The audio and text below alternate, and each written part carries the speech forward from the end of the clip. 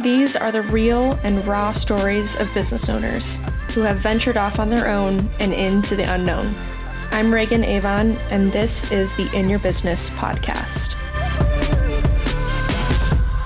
Well, Jerry, welcome to the podcast. Thank you for having me, Reagan. We always start off with a quick cheers. Cheers.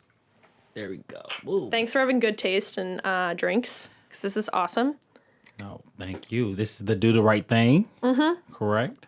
Yes. Made by Derek. Derek Reno. Derek Reno. Thank you, Derek. Thank you, Derek, for Do the Right Thing. It is delicious. With sage. I know, with good sage. Good sage. You got the good stuff. So you've got a couple of things going on, and I want to, and we're going to spend a decent amount of time talking about your business mentor, renter mentor, right? Yep. But I want to talk about your journey to get to Columbus, first of all. And you also have a network established, a community established, and I want to talk about that too. Absolutely. So why don't we dive in with, how did you get to Columbus and what did your journey look like getting here? Yeah, so Jerry Valentine, I am originally from Cincinnati, Ohio, born and raised. And I attended Ohio University for college. And after college, I studied exercise physiology. I did not graduate. And I was basically coming into a place of, do I stay here and try to force myself to finish this degree in exercise physiology? I was trying to be a physical therapist, but I did not like the classes, a lot of math, sciences. Or do I kind of restart and figure out what my passion is and realign, whether it's going back to school, maybe finding that job or whatever. So I really, I didn't want to spend any more money because I was there for 4 years and just knew I wasn't about to graduate, which sucked because graduation that year was on my birthday. Oh, man.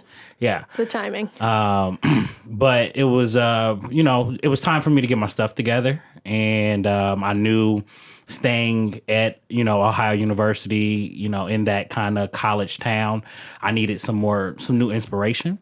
Going home wasn't an option because I felt like I didn't have anything to come back with, especially not with my degree. I wasn't coming back, and I wanted to go out of town as well. That was kind of like, let's go to Texas, but I didn't have the money to really do so. So I looked at my network, and I'm a part of a fraternity, Alpha Phi Alpha Fraternity Incorporated, and we're pretty big here in Columbus. So I was like, well, let's start here. I've always went to Ohio State games, different events, and I was like, the city always treated me good. Let's start here, where I got a network, and let's see. So moved here in 2013 and basically beginning my journey to search for passion and what that was. So while I was at OU my last year, so technically it would have been my senior year, I had started doing videography and photography work for the different organizations that was on campus. And the reason why that was a huge success as a business was because a lot of these organizations did not have the skills to make a flyer or to edit a video from a dance event or a commercial that they wanted to do to promote something or whatever. It's way harder than it seems. Absolutely. Way harder. Absolutely. And at this point in time, I had picked up learning from Linda. .com cool. and YouTube how to edit videos myself, and me and one of my fraternity brothers basically started a production company on campus. So to take that back to Columbus, I started doing that. That was, of course, a groundwork of I already had camera equipment, the videography, photography, had the editing software, so it just made sense. That was kind of like the starting point. Let's start what we were doing in college and let's bring it to the city. That is when I really started realizing, like, okay, I don't just like creating flyers. I just don't like, shooting videos and taking photos. I like the meaning behind it. So when you're on these college campuses, you are and working with these organizations, a lot of them is purpose work, lining with those missions of those organizations. And capturing that. Exactly. But when you move to the city and you're doing this and open it up for basically any business, anyone, you could start off doing wedding photos and end up doing a music video. Right. And it was just like, oh, wait a minute. What are we really doing here? And that is when, at this point in time, I had a team about 5 people helping me with videography, photography, graphic design work. And I was like, well, what are we really doing here? So were you kind of freelancing, or did you establish a business and like that was your first business? You were like, I'm going to start off as an entrepreneur. That was a business. It was an LLC. That's it awesome. Was Get Out Productions at the time. And we were doing our thing, but it wasn't filling me up. Even though we were getting money, we were, constantly having work, probably more demand, work than we really had the capabilities or the capacity to really handle. So we kind of reconvened, circled around and just tried to figure out what exactly are we doing. And that is when, we kind of realized like we're solving a skills gap here from these people. A lot of these folks, it wasn't the fact that they didn't want to do it. It was like, you don't necessarily have the skills to do it. And that's when we kind of started doing a little bit more research at this time in what is now known as the digital divide. And I started looking into that, and that is how Get Out Network, which is a 501c3 nonprofit organization that we started in 2015 in conjunction of that production company. So let's talk about the digital divide. What is that for people watching? Yeah, so the digital divide is the digital inclusion gap that's going on between, really low to moderate income families, mainly Black and brown communities that are affected by this, whether it be the lack of digital literacy through schools and just causing a huge skill gap that way, as well as the lack of, access to high broadband internet, rather it be because of redlining, and, those higher kind of companies with the more the better access of internet for these people. So it's a huge digital literacy and access gap and inclusion gap when it comes to technology. So it was very new in 2013 when we were kind of researching it. And then in 2015, it was kind of being talked about. It was kind of being worked on, but it was mainly bigger corporations that had these. And at this point, it was STEM. That's what it wasn't the digital divide. It was STEM. Which is science, technology, engineering, and math. So we realized that is essentially what graphic design, photography, videography is a form of STEM education or STEM discipline. And so you came to that conclusion, though, based off of some of the client work that you were seeing come in, right? Correct. You were like, there's something here, and you started doing some research. Correct. Got it. Correct. So after researching and, trying to figure out what was going to be the most lucrative way to do this, because at first we started off very much, it was for profit, and then it went to this, we want to educate, and bring people up to speed and expose them to the knowledge and things like that. So it was a lot of, then, what went from profit, it was a lot of free work that we were doing, whether it be just community outreach events where we're just speaking on the digital divide or STEM education, all the way to actually doing the physical workshops, robotics, photography, cool. Videography with different organizations around the city. And then we did that. And at one point we had scaled all over Ohio. Wow, that's amazing. My board is, I have a board of 7 right now that is composed of different professionals across Ohio, which was able to make that happen. So we were in Cincinnati, we were in Columbus, we were in Cleveland, we were in Athens, where I went to school, really doing full blown, education programs. And a lot of that happened not only because of the 501c3, which opened up some grant dollars for us to be able to apply for, but really it allowed us to open up the fact that, we had the 501c3, a lot of other community organizations were willing to partner with us. And that was really how we were able to offset a lot of the costs early on with that. Yeah, I mean, it sounds like you recognized and established this idea of network and community and partnering very early because, you moved to Columbus due to your network to start tapping into your network, which is awesome. And then established this understanding of a significant gap that you saw and continued to build this board, which is not easy to do, to find people who are connected to build a board and sell them on your vision and have them dedicate time to supporting what it is that you're doing and utilize their networks to scale this quite significantly. So you've had that exposure and that experience going through that. Absolutely. That's awesome. And I'm excited to hear how it's applied to the business you started. Yes.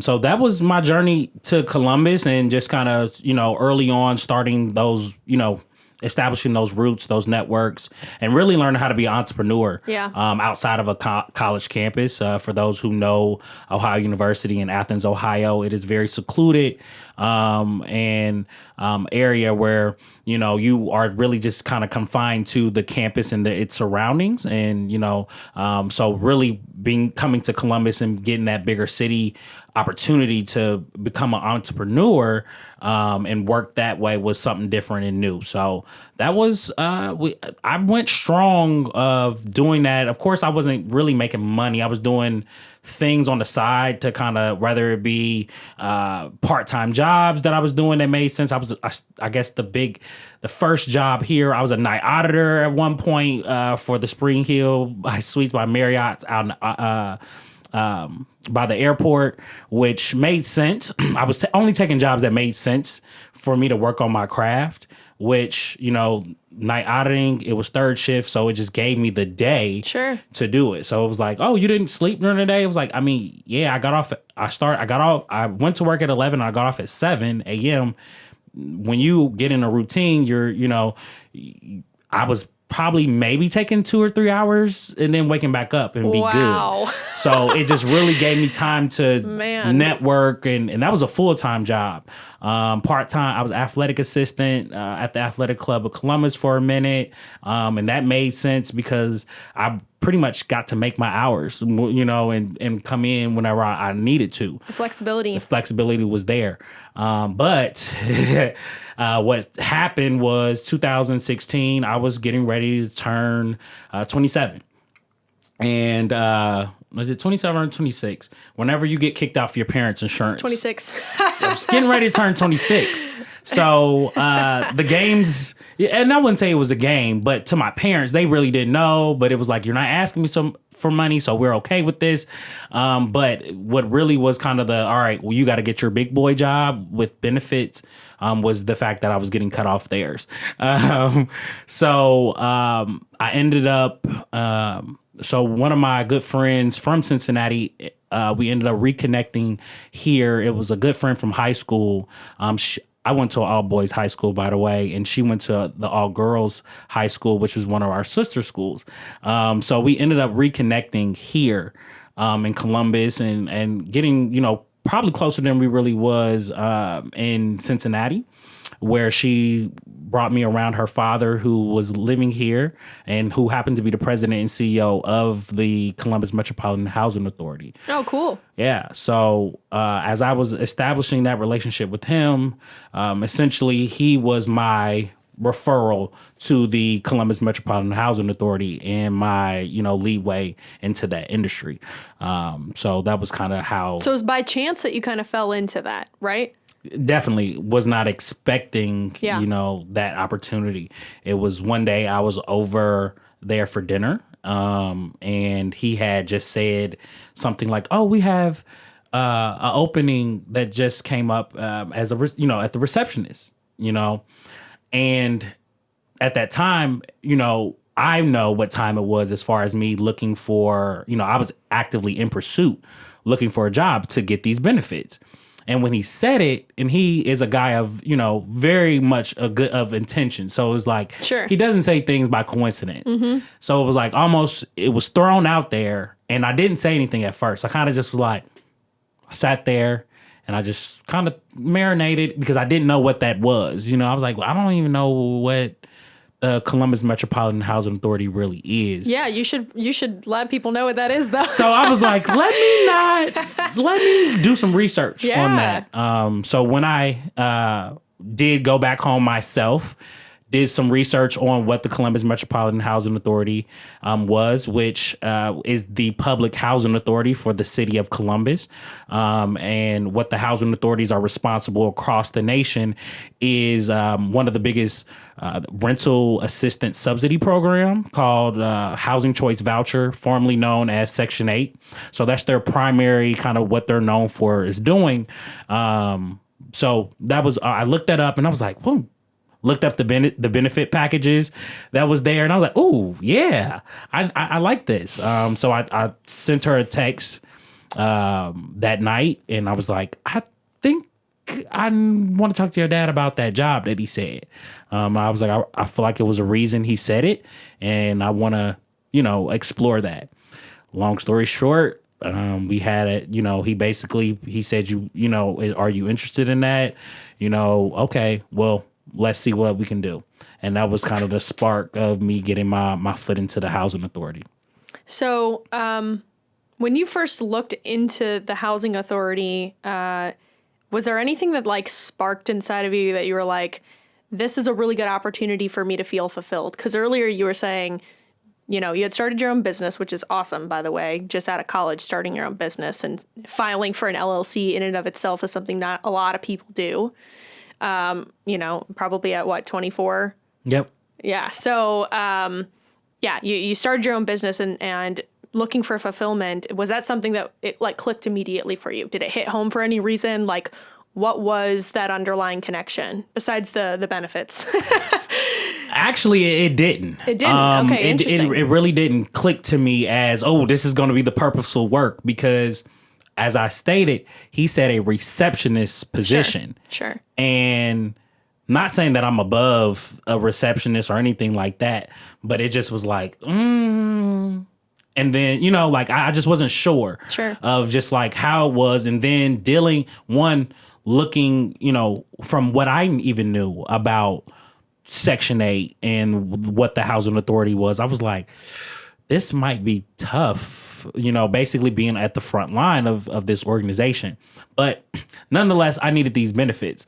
So I was like, let's try. Let's see. And I'm always one that I'm going to put myself on this timeline. I know what I can tolerate for so long.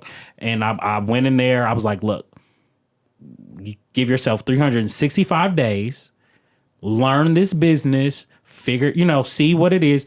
And then if you don't like it, you can leave. Yeah.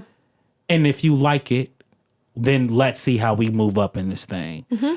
And literally it took 8 months until I got my first promotion and started finding my passion within that. Because once I got in it, I realized the housing authority was so much more than just this distributor of rental subsidy to these tenants that it was like almost this huge operation really that people don't really know that, people just like, housing and the rental assistance. That's only a small fraction of what the housing authority really is made up of. It was so many departments that I just didn't even think that would happen. Or that would be a part of this organization, like the inspections department, the residential services, where they're there for the residents on the program to provide different wraparound services to help sustain and increase economic mobility.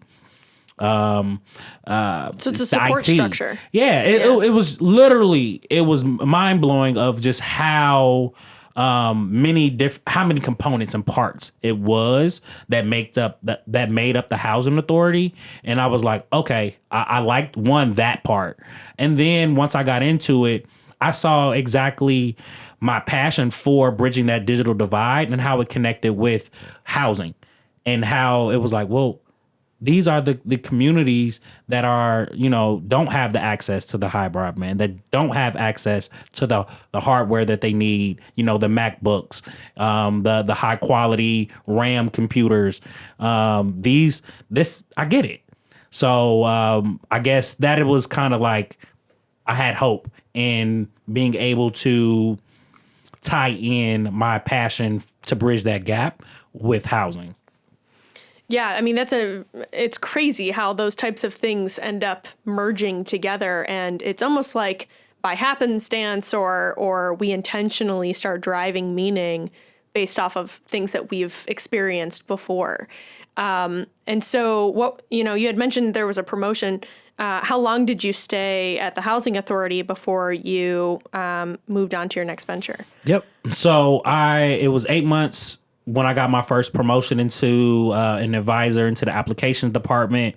Later got moved to the leasing and intake department, where I was working with not just the tenants that were on the program, but also the property owners, which brought a whole different set of knowledge to me that I wouldn't have been able to have, let alone if I would have just kind of stayed stagnant. But I was at the housing authority for 4 years before ultimately getting enough validation to, make that leap.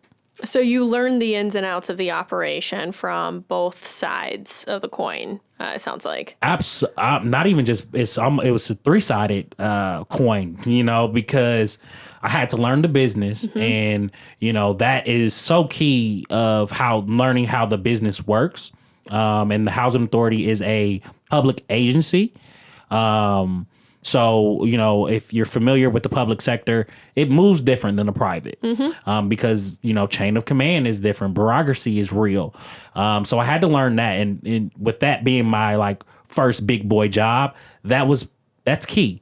It was so key. But then, like you said, getting that tenant perspective, that landlord perspective, I was hearing pain points, but also that's the foundation of it all too, was as a receptionist starting off, you're not just servicing the housing authority, the tenants that are on the program, the property owners that are, servicing, helping you service these tenants, but you're also servicing the general public. Sure. So it was, not only am I seeing the stakeholders, but I'm seeing the people that are who are trying to get in, and what are the hardships that are preventing them from getting in. What are the different barriers that are going on from you getting help elsewhere and things like that. So I think that was by far one of the kind of, how the universe works, of just putting you in the right places of where you need to be. That was, getting even, where the entry level position. And I kept telling people, even when I got promoted, people always was try to kind of look down on that position. And I was like, that's the most important and what teaches you the business. Sure. Because you're calling, everyone from, the entry level caseworkers all the way up to, that C-suite and that executive team, and knowing their business. So I was like, for those who kind of came in to the housing authority as something else or in higher management, I almost feel like they missed a step, because Sure. they don't get that foundation knowledge and get to see the pain points that are happening. So I thought that was a critical component of just my overall development as a professional, and definitely it impacted what I'm doing now for my career as an entrepreneur. Yeah, seriously. For me, the best stories of people starting their own business is, the ones that surround you living through the actual pain point that you're trying to solve. I mean, we could go out there and do like all sorts of market analyses and try to figure out what the challenges are in the market for different types of things and go after and be like, that's going to be a very profitable market. You know what I mean? But you could go through it of actually living through that pain point, which is a common theme that I've actually seen in a lot of entrepreneurs I've talked to. But making that jump is a whole different thing. So I want to talk about your experience with that. So you spend 4 years at the housing authority, and then one day you wake up and say, there's a product idea here, or what happened? No. So, like I said, I was working for the housing authority for almost 4 years. So within that, it's not for those who don't know the business, it's not, I loved my job at the housing authority first and foremost, but it is a job, and this is any social servant's work. And when you're working directly with a population that's distressed, it's very, you get that energy, and it can be very tiring to continuously hear negative stories, or you can't do anything, like literally just like no, and sending someone off. So it was hard hearing some of the stories that I was hearing, and for 4 years, and it wasn't like it was changing. So I started researching. So the first problem that I was hearing constantly from for the 4 years that I was there was that it was a huge disconnect between landlords and tenants connecting with each other.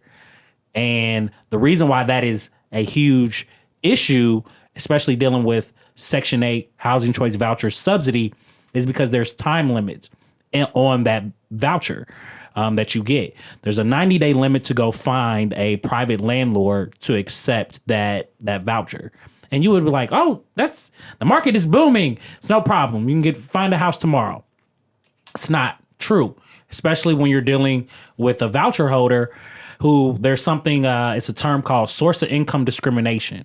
And that is basically, so there's no law, no federal law that makes a landlord have to accept someone who has some form of rental subsidy or rental assistance.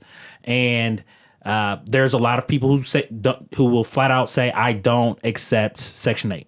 I don't accept the voucher, which is problematic. And there's no centralized way to find that. There's no list that we at the housing authority, had. We would have to try to go, we heard this organization has this, we have that, but that was not the prime, or, that was not the prime responsibility of the housing authority to find you a home. It was just to provide the rental subsidy. Yeah. So you're on your own.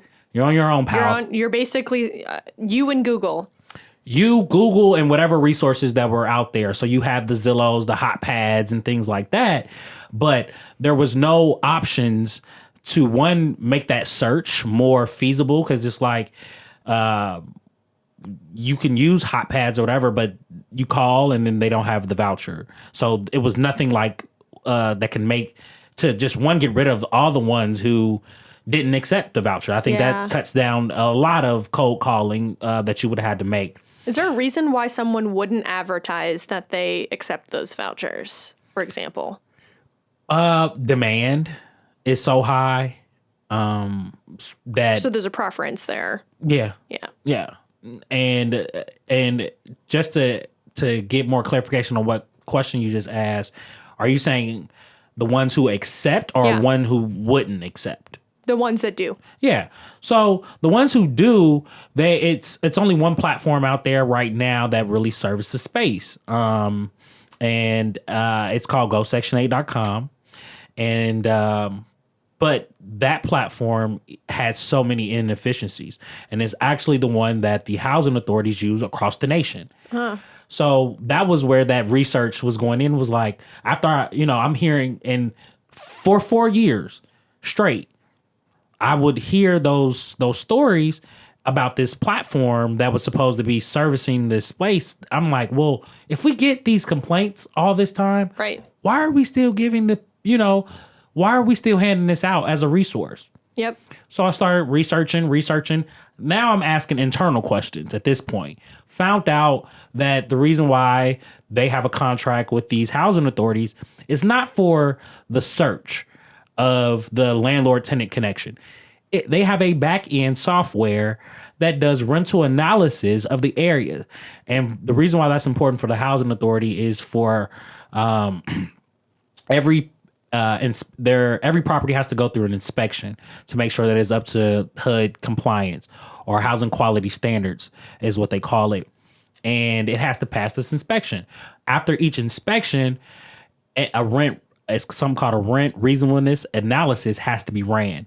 And the reason why that has to be ran is so that the housing authority can make sure that this owner is charging a fair market rent. The housing authorities cannot drive the property, of an area. So they have to stay true to what the market is. So that was, what I found out. So I was like, oh, this company doesn't care about the search and connection.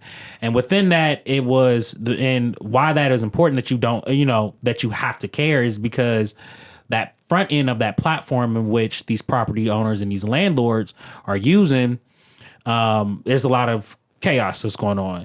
You got people on there that don't accept Section 8 or the housing choice voucher, which why you will use that site and not is beyond me. That's interesting. But I got it. I started realizing, I'm like, well, this landlord is looking for a particular type of tenant that he thinks will live, that they think that they could attract from this platform, whether it be based off of the property maintenance itself, not putting the right love in there. So you're trying to get a low income tenant in there. Got it. Or I see. Yeah, so it was all these different variables where I get what you're trying to do, but you're making this already difficult process and long process more difficult than it needs to be.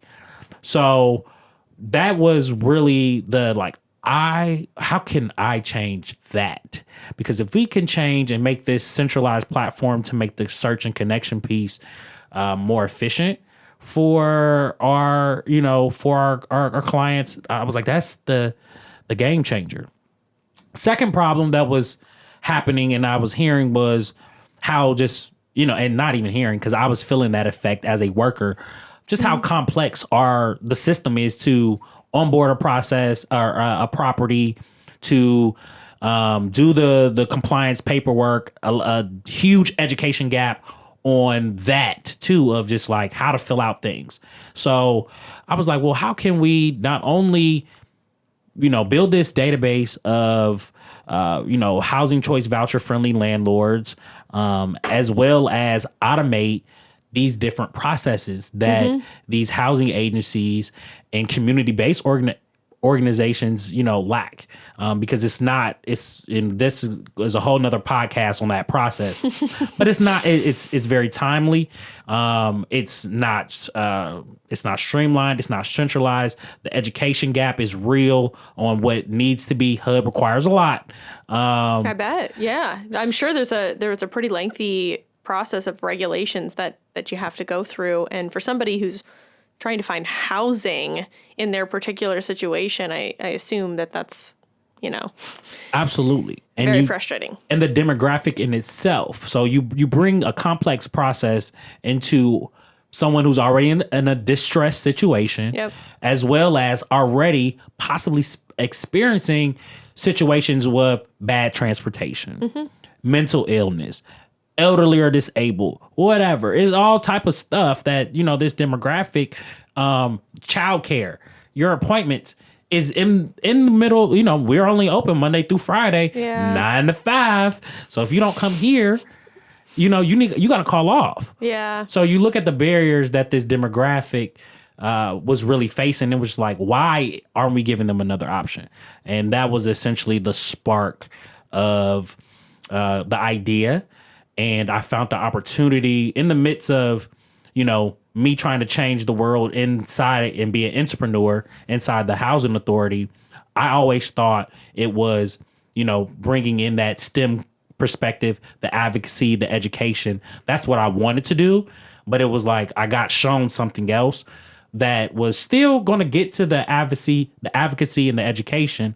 But it was just like it was a different way to introduce tech into housing with the platform that we're building with Renter Mentor. So I was able to find an opportunity to pitch the business at a weekend hackathon called Give Back Hack. How'd you find that opportunity? How'd you hear about it? Well, I met I'm trying to think. I met the founder, Susie, at a Young Professionals event, a Columbus Urban League Young Professional event. She worked for Cover My Meds here, and it was at Cover My Meds. I can't remember exactly what the event was for, but it was a panel discussion, and I heard her talking about Give Back Hack. And I remember, and not for personal gain at this point, I'm still trying to like Housing Authority and Get Out Network, trying to merge that. I was like, ooh, this sounds like a good opportunity to get these, these kids exposed into the ecosystem. So it's one thing to educate and advocate for somebody, but to immerse them into the ecosystem is totally different application. So I was like, this is a good way where you can, one, get out of your community and find other people that are going to expand your network and that are in tech or that are just trying to build a business or whatever. So that was why I went up to her after the meeting and I was like, hey, I like what you're saying. I have, this nonprofit, and gave her my spiel, got her contact information, followed up. And we ended up having a conversation, and she ended up connecting me with Derek Dehart, and he was on the Give Back Hack organizing team at this time. Me still trying to make this connection between Housing Authority and Get Out. I loop in one of the VPs from the Housing Authority. I was like, hey, I just met this guy. I think this is a good opportunity for our residents to take advantage of. And I had a meeting with him. And it was, like I said, my intentions was, how can we expose our residents to this or expose the youth to this and give them an opportunity? I'm not saying they have to win or whatever, just the pure, there. Just be in the room. Yeah. And see what it does. Well, the reason I had asked, by the way, not to interrupt you, but the reason I asked, because I think it's so incredibly important to hear how people get to those opportunities. Like, what groups did you decide to join, and what events did you decide to show up to, and who did you decide to talk to? And because those things matter. They seem small and they seem insignificant when it's happening, but you do it over and over and over again, and it amounts to something. So that's, the reason I'm asking you that is because I think it's personally fascinating to hear that sequence. Yes. And that's essentially how, with Get Out Network, how I was able to even to make that sustain was networking and going, immersing myself in the rooms. So I knew that was a huge step. And one of the things after the end of that meeting, what Derek had said to me, he said, well, I'm not sure if this will, because it was like maybe 3 or 4 months before the event was getting ready to happen when we had this meeting. He was like, it may not be anything that we can do now outside of like provide scholarships for anyone who wants to do it. But I think it'll be a good thing if you do it. Just try and see what happens. And that's what I did. So after that, I was like, you're right. Let me immerse myself into it because, the tech community is huge and it's different avenues to get into the networks and into the know. My way at that time was the education and advocacy group. So I was with that, which at this time, Columbus hadn't really centralized the tech community yet. So I hadn't really found, huge, like the developers and, the data and analytics people. Like I wasn't there. It was literally education people. And, I was like, well, this is a good way for me to get and tap into that crowd too, so I can open up my network.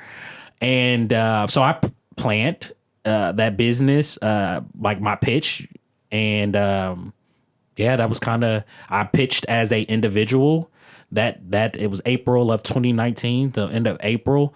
I came in there with just my idea, which Renter Mentor was called at that time, the ultimate landlord tenant portal. Yes. And I love that. I pitched it, ended up being able to attract, 3 other people. You had to have 4 in order to move on, because I wasn't voted like the top idea for Friday night. But the only way, if you weren't a top idea, the only way to move forward was to find 3 other people that would help move your idea forward. I was able to, attract literally the perfect team for that weekend, where we had a lady who worked for Root in the growth department and was kind of the marketing. Then her boyfriend was an economist, and then we had a developer. So we literally, and then me as the kind of industry professional to really tie it all together, and we rocked it and pitched, ended up winning some seed money and some in-kind resources that then literally sprung us into a 14-week accelerator called Sea Change, which then allowed us to further kind of develop the business, the idea, because we're still an idea at this point.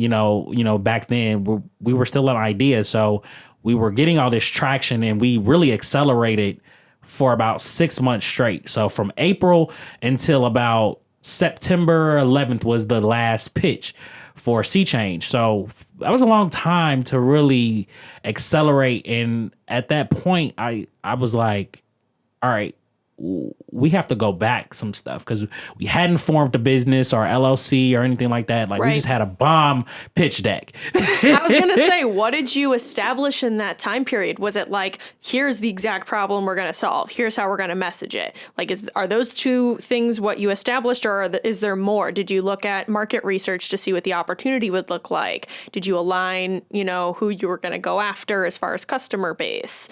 Was that all a part of that process, or was some of that missing maybe by that point? Bits and pieces of it. I think the biggest thing accelerating like that, what it did, it confirmed that we were on to something. Sure. And I think that was the biggest thing for me. It was validation. Was the validation. Even though the 4 years of the landlord's tenants, my frustration as an employee was validation enough. But to see if we were able to develop that messaging to pitch it where everyone can get it. Got it. And even then, it wasn't enough. Like, we're still, as I gave you some information on us to look at, we're still iterating on how we talk about it to make sure that we're really talking about it efficiently, because bringing in, housing mixed with tech is very complicated. Industries that we're merging together, industries that are kind of on 2 different ends of the spectrum when it comes to risk and, actions, and to be able to execution of implementation of anything, really, not even just tech. So it was extremely important to make sure that the messaging of the business could be, clear and understood in front of everyone. But then the iteration of just pitching it and getting the feedback out there, like, was super helpful. So were you still working at this time? Still working full time, 40 hours. That's amazing. And that was what actually made me comfortable enough, was like, okay, it's getting out of hand now, even after the accelerator, because both Give Back Hack and Sea Change, they have pretty good, I guess, communities that really support. So Give Back Hack and Sea Change are, huge, not only just within the tech startup, but more so the social enterprise space, which is a huge component of our business, is making sure that we're not just doing this for money. We have that social impact of affecting these tenants and these property owners and these agencies, and making sure that it's always meaningful impact and not just about the dollar. So establishing that early on was a huge need, because when we got into talking to potential investors and even partners, it's a lot of people that were trying to take us into this, high growth money, but then no impact lane that we didn't want to do. Oh yeah. I mean, I was just having this conversation with someone. It appears that our generation is very, very, very social driven. So we want to have a social impact, and there's a balance, because at the end of the day, you got to pay your bills, and you have to have a financial structure that supports that. And so I see a lot of entrepreneurs getting really clever to be able to combine both of those. Absolutely. So that was, I think, are the biggest takeaways that we got out of these accelerators. And we furthered the user validation, the user validation and the design thinking process was something that was heavily emphasized throughout it. So not just going in there, winning this money and then spending it on development costs, which was a key lesson for me. Not having ever developed a technical product and bringing it to market before was, well, how do I do it? Because as soon as I won that money from Give Back Hack, the goal was like, well, just give me the check so I can build it out. Yeah. We can code this thing out. Right. And whip it up. Let's do it. Let's do it. But $7,500, which is how much we won at Give Back Hack, was never going to be enough, for one. But two, it just wasn't the smarter way. And luckily, doing those hackathons and things like that, you are connected to a group of mentors and people that have done it. Something that I don't have a network, or I didn't have a huge network of developers, startup founders, and things like that, which goes into the digital divide and that inclusion piece of, it's one thing to just give someone the resource, like, here's the money, but that's just only one part of the problem, because it's like, even with the money, I wouldn't have been successful without the right people in my ear of telling me how to test it. Wireframe this, then you can do, like, I didn't know you could, develop an InVision wireframes, which would, like, you could touch it and it's not coded out and it will interactivity. Yeah, and it can then validate that this is what the people want, validate that people can understand that. So I'm super proud that I can say that our product has touched the customers, or our end users, and it's been validated by them. And that's something that I don't think a lot of technical products really do. I feel like it's said, but it was super critical for us to make sure that we got that validated, because it's not like Instagram where we could just be, try features and then take them away. Yeah. No, because we're dealing with people's livelihood and housing. So it's putting out something that's not stakes confirmed. Are different. It's different. I think those were the biggest takeaways from that. It's interesting because you talked about the $7,500 you got. There's almost this there's almost this concept of saying, how can we take this $75 and make very strategic investments to get more money? Because it's like, what are you going to do with $7,500? Exactly. Exactly. So yeah, set yourself up, invest it into getting to a point where you can pitch somebody to invest in your idea. Yep. And that's awesome. I mean, so was this your first time going through the investment process as well, like raising money? Yes, I've never. So the 501c3 world is very different, where it's more like, oh, send this grant in and we'll see, we'll assess based off of whatever. It's not really pitching, more so. It's just if you can write well, and connections is a big part of that. But the investor process is totally different, and something that, again, can go into just a learning curve for certain groups of people because of just the lack of experience with that. So even right now, I'm not a pitch king yet. I'm still working on, talking points and becoming a better speaker and knowing the numbers. That's something too. As I told you earlier, don't like math and science. I always, stay away. But as a founder, CEO, knowing those numbers, knowing the data, that all helps with you not only knowing what's going on, but how you talk about the business in terms of for those investors to really understand, because we all know that it's not necessarily always the story and the business model, or the story is really the business model and what those financials kind of look like. So still learning. Yeah, I mean, that's a whole area of education in and of itself, like really understanding that entire landscape of how to raise money. How much should you raise? And we were talking before the podcast started, like my only exposure to that personally is watching other people do it. And just kind of taking notes on the side. Like I've put myself in positions to watch other people do it and be in on those conversations. But it's a whole other ballgame when you're the person out there pitching to the investor. So kudos to you I mean, honestly, this is extremely impressive. Like your story is incredible. And the mission that you guys are going after is obviously super impactful and that's awesome. And it sounds like you've made a significant amount of progress in a short period of time. Absolutely. Going from that, that first year after the accelerator. So like I said, September of 2019, we were done accelerating, but we got a lot of traction and a lot of eyes and attention. So it was a lot of meetings that we took and things like that. For the first, just to see what was the return on the investment. But after I'll say around Thanksgiving, when the holidays came and people were spending more time with their family, it gave us time to stop that, silence the noise, reassess, build. I didn't have any technical team members at that time.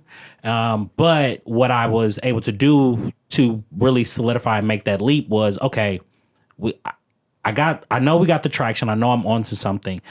The time now more than ever for me personally to pursue something like this, because I was doing accelerators and all this, still working 40 hours, was if I'm going to try it, the time to do it is now, and make the leap. But before I could make the leap, I needed to find, how can I make the money? How can I make money now? Right. And I was like, the tech isn't developed.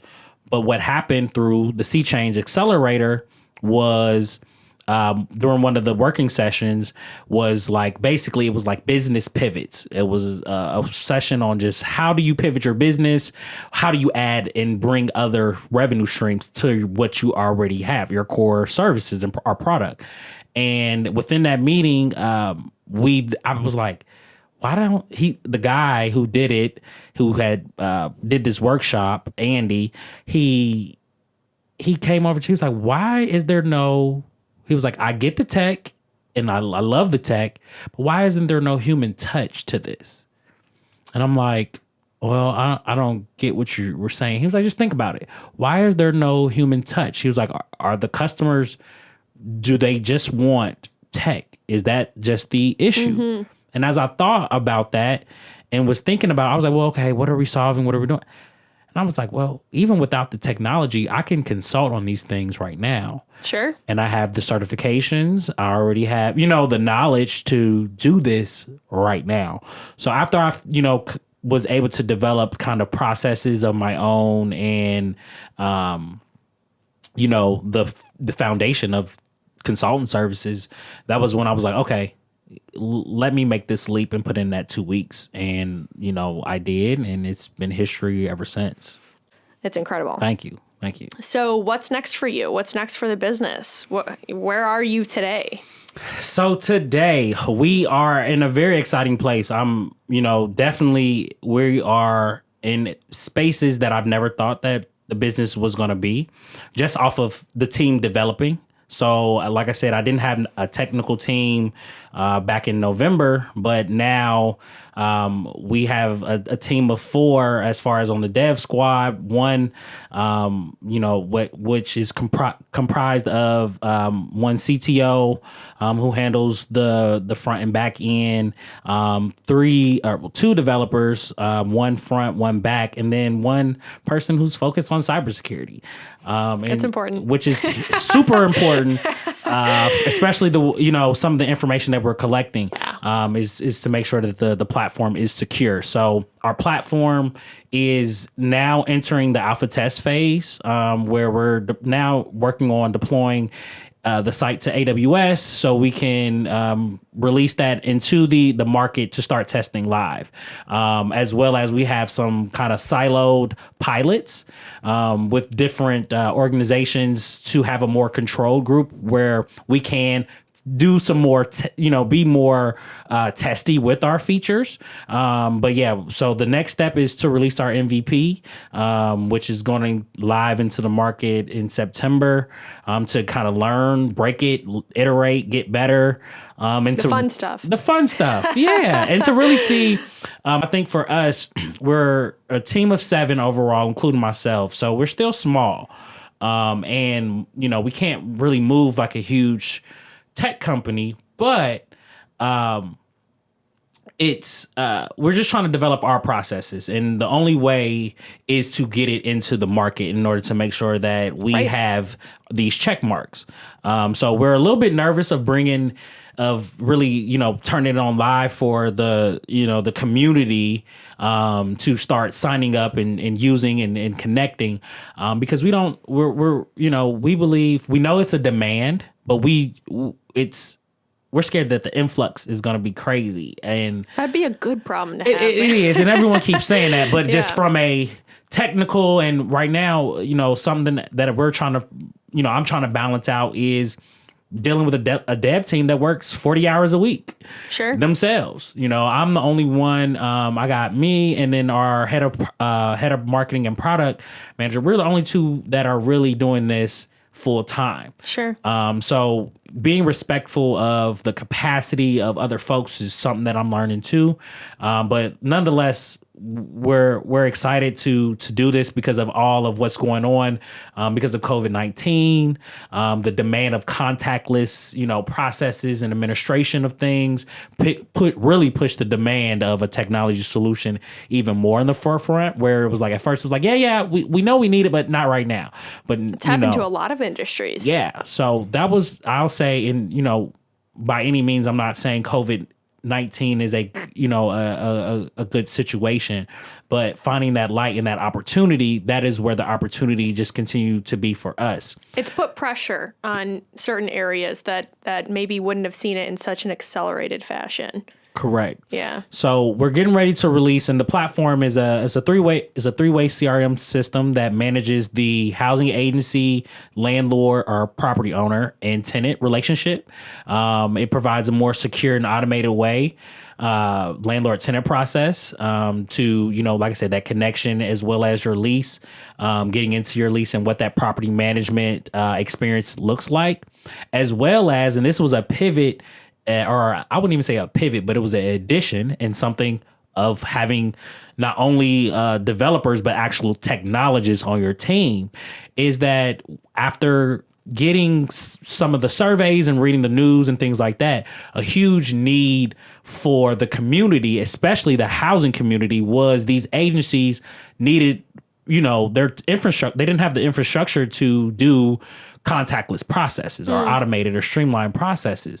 So our CTO, Bakari Levy, shout out to Bakari, he was like, well, why don't we he was like, this will be another way. One, we can get another revenue stream by just building these custom automated solutions for these housing agencies and community-based organizations that service the space. He was like, we can, he told me the effort and what would need. And I was like, well, what about you? Because you're not going to be with me. And he explained some of the things, and I was like, oh, so we're actually getting ready to, start advertising those full go too. on top of that release. So we're really solving some critical needs, and that automation for the business is just another, kind of how can we get money right now and, kind of solve needs. Because at the end of the day, the tech, even with our solution, we built it very, one with cybersecurity and with API, in mind for not just integration of information across different platforms, but also services. We realized that the housing piece is just one part of a major, issue for this demographic, that there's other things that this platform needs. So we're also, getting ready to release in alpha phase, in alpha test phase, and to learn and get better, but also still keeping in the forefront of how can we make this better and evolve what we, even after we master our housing services, how can we better that? So, the goal is as we master our founding product or our foundational product of the CRM and the search and connection and the overall advanced property management tool that comes with it, that we want to then start integrating with other services like financial literacy, transportation. They're all connected. And start building, and not just for the tenant, but also the property owners as well, because those are a key stakeholder for us. And something I didn't say is, when we talk about affordable housing, I'll just use the Section 8 program or the housing choice voucher. There's currently 2.2 million tenants that have Section 8 vouchers that operate off of, or that live off of the housing choice voucher, or depend on it. There's only 700,000 landlords that service that population. Wow. So there's a huge underservement to that population, and which puts almost too much power into these landlords. And I'm not trying to talk bad about them or anything like that, but one, they're overworked and they need incentives to continue to keep up and service the population in that good work. And two, we need to find out better ways to make sure that we're filling these educational gaps for them, the property owners and the tenants, and making sure that we're making sure that, self-sufficiency and economic mobility is happening, not just someone using, and staying kind of stagnant on where they are. So we're in a good place. I'm excited for where we're going with it, and I'm just I'm just very thankful for just the experience and the journey, and just how everything is kind of happening, and I'm just kind of going to the flow. This is my first, I'll say, full time of just like, all right, I don't have any other kind of supplemental income. Like, this is like what I'm depending on. And of course, I'm building my skills in other ways and learning so much early on. So I'm just excited to see what's in the future. Yeah. Oh my gosh. I mean, like you've had, it sounds like the entrepreneur inside of you just is there, and it's been there. It's kicking. So, it's so awesome. And it sounds like the right timing and opportunities came along for you to make that jump. And like I said, I mean, super, super interesting work that you're doing, that you and your team are doing. And thanks again for being here and telling your story, because I think that whole journey that you went through, there's a lot of people at different phases of that journey right now who are looking to you and your experience on what moves to make next. So, thanks for going through that and telling us about what you're working on, and kind of telling us what that process and experience was like. Absolutely. I appreciate you for having me on and allowing me to share. This is the number one thing for a founder, is to talk about his business. Mm-hmm. And I get excited every time.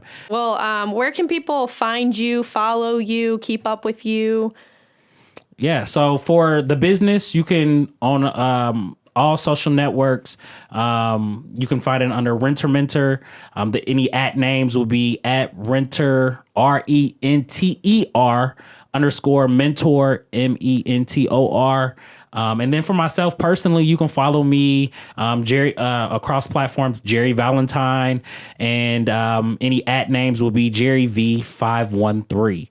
So 513 for that Cincinnati. Gotta represent always for the natty. That's great. So follow, stay tuned, and we're excited to be entering this next phase as a business. So thank you.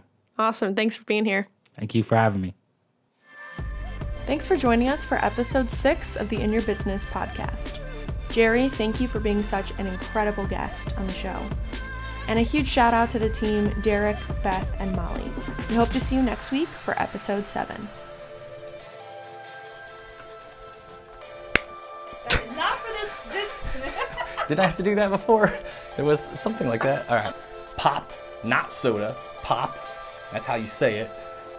Every episode, Derek, our mixologist, crafts a unique drink for our guest. Stick around to find out how to make it. All right, what's going on, everyone? I am Derek Reno. I am the founder and creative director for the Reno Reserve, a cocktail consultancy here in Columbus, as well, and most importantly, I am the beverage director for Echo Spirits in Grandview. This week, I got to admit, I'm very excited about the cocktail that we have and the kind of whole theme behind it, as well as Reagan's guest for this week's In Your Business podcast. The guest is Mr. Jerry Valentine, and as you know, as you've watched these episodes, you see that we get a bit of a questionnaire that has cocktail details, entrepreneurial details, social and kind of philosophical ideas, and we pace this cocktail out of all of those influences. And then one of the other questions that we always find out as we look through the questionnaire is what else would the guest for Reagan's podcast be doing if they couldn't be doing what they're doing right now?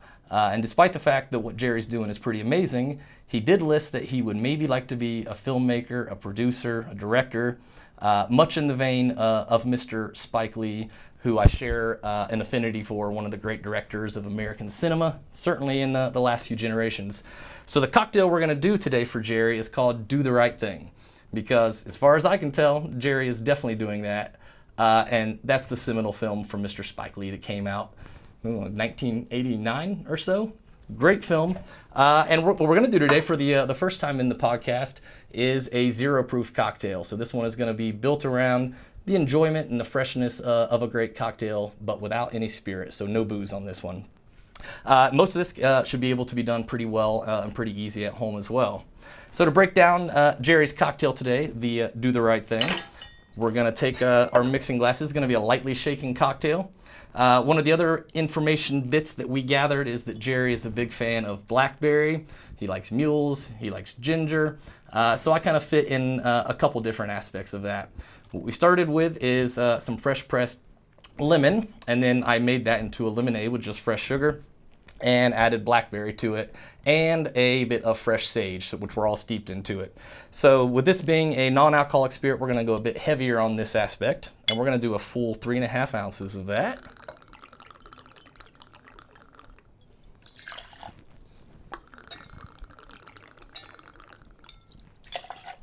You could do this cocktail at home without shaking it, but as you'll see, we're gonna shake it lightly to just get it agitated and add a nice little froth from the citrus to it.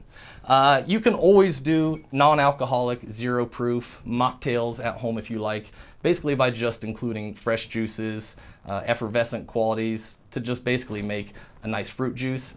But I like the idea of making it more cocktail based. And in response to that kind of movement in the last few years, there are brands coming out with non-alcoholic distilled spirits. Seedlip has kind of been at the forefront of that. They make 3 or 4 different versions of these. This is their citrus. They usually have just kind of a simple defining name. So this is a non-alcoholic distilled spirit from Seedlip, and we're just gonna add an extra ounce of that. And then I just want this to have a very fresh quality, a kind of herbaceous, gardeny thing, which has been a theme of a few cocktails here, and definitely a preference that I like. This is a non-alcoholic tincture made from rosemary and sage, mostly sage. And we're just gonna add that to give it a nice bright pop of green freshness.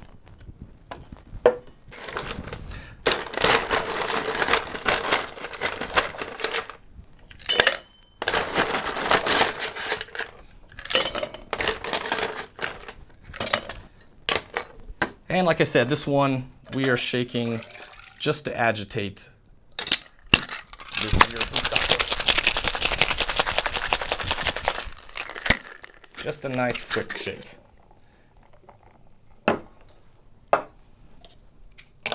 All right, so we've got a glass prepared here. We're gonna do this in a Collins glass. This mix, if you're doing this at home, should fill this cocktail up about 60%. I am gonna double strain it to keep out some ice shards. That is a lovely color right there. Largely because I really like pink cocktails. And then we're gonna top this off with ginger beer. Jerry was a big fan of mules, and that's gonna be a consistent thing. And we're lucky enough to have a brand new one here in Columbus from Ohio Pop. But we're gonna just top that off. If you're adding effervescence or bubbly ingredients, I like to just make sure they nicely get acquainted. And no cocktail's a cocktail until it looks great to me. So we're gonna add a dehydrated lemon, a giant blackberry, and a fresh piece of sage. And this is the Do the Right Thing in honor of Jerry Valentine. This is a great cocktail that you can have with no guilt from Spirit, but if you'd like, sub out the Seedlip, add vodka or gin, and you'll have the same drink. Cheers.